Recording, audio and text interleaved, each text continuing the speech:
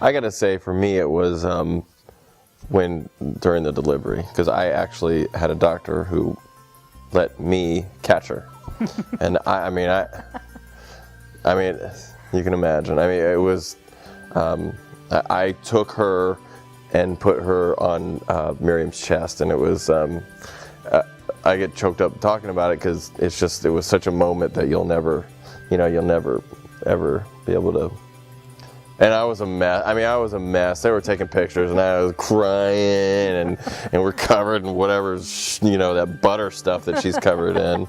And it's just, who cares? At that point, your life is completely, nothing matters. Nothing else really matters. And it was pretty cool. Yeah, I think it's hard to pick just one fond memory because the whole, I think having her here is special. Every single, like when she smiles, her first little smile, everything is so, I know why parents are a little cuckoo now.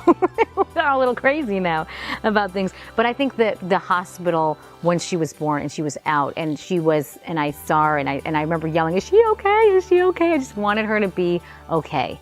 And I think, I've said this before, I've done so much reading ahead of time of babies and delivery, and I just started to get really anxious at the end. I was just so nervous. And I mean, I can handle, quite a bit. And I think in my life I have, but I was just so anxious and checking myself in, having to be induced first was as if I felt like I was just signing up to get shot in the head.